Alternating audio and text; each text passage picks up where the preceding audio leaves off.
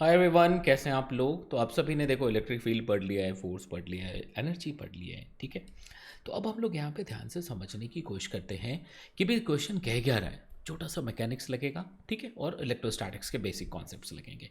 तो इसमें क्या कह रहा है, एक अरेंजमेंट ऐसा है, दो ब्लॉक है सर, एक ए दूसरा बी, एक पे माइनस क्यू चार्ज दिख रहा है आपको, दूसरे पे प्लस क्यू चार्ज दिख रहा है, और एक इलेक्ट्रिक फील्ड स्विच ऑन किया ई नॉट पॉजिटिव एक्स एक्सिस पे।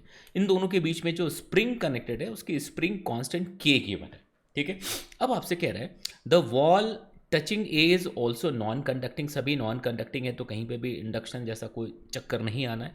There exist uniform electric field, ठीक है सर, वो सब कुछ ठीक है, हमने बता दिया आपको।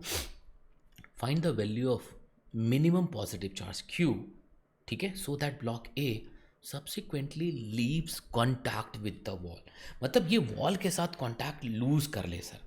तो सबसे पहले देखते हैं कि कॉन्टैक्ट लूज करने में परेशानी क्या आ रही है, फिर आगे बढ़ेंगे, ठीक है।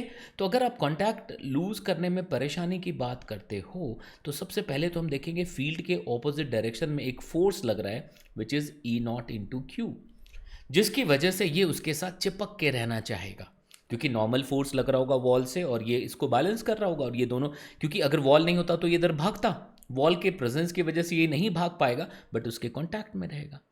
अब उसको जस्ट उसके कांटेक्ट को लूज कराना है, मतलब वॉल के साथ जो इस पे एन आ रहा था उस एन को ज़ीरो कराना पड़ेगा सर। तो एन को ज़ीरो करने के लिए हमें कुछ तो करना होगा, कुछ करने का मतलब इसी डायरेक्शन में हमें बिल्कुल इस ई नॉट क्यू के बराबर लिखना पड़ेगा। तो हमने इस डायरेक्शन में लिखा अगर हमने, तो क्या फोर्स लिख सकते हैं, तो एक ही चीज आ सकती है, दैट इज स्प्रिंग फोर्स। तो के इंटू एक्स लिख सकते हैं। तो जब के एन जीरो होने के लिए ये दोनों बराबर होना चाहिए, और स्प्रिंग में इलोंगेशन होना चाहिए। तो अगर स्प्रिंग में इलोंगेशन होना चाहिए और अगर मिनिमम की बात करते हैं तो मिनिमम के लिए हमने इसको जीरो लिखा फॉर मिनिमम। तो अगर आप देखोगे तो E की वैल्यू क्या, देखो E nought Q must be equal to K into X. बात समझ आ गई, यहां तक बिल्कुल मामला क्लियर है। दिस इज इक्वेशन वन, कि अगर ऐसा हो जाए तो काम बन जाएगा।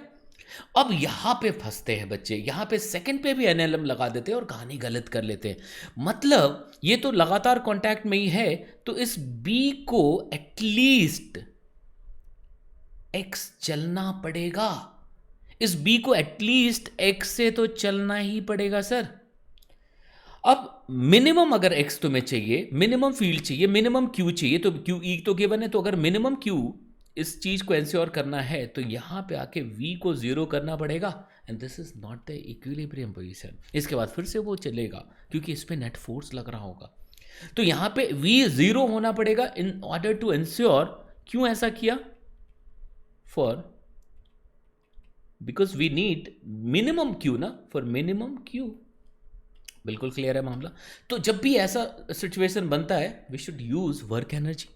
तो अगर आप यहां से देखोगे तो यहां से यहां तक जाने में जो फील्ड का वर्क डन हुआ it is E not into Q into x, क्योंकि फील्ड तो कांस्टेंट है तो इलेक्ट्रिक फोर्स भी कांस्टेंट हो गया, तो जो वर्क डन है वो भी कांस्टेंट, सीधे तरीके से फोर्स इंटू डिस्प्लेसमेंट से मिल गया जी।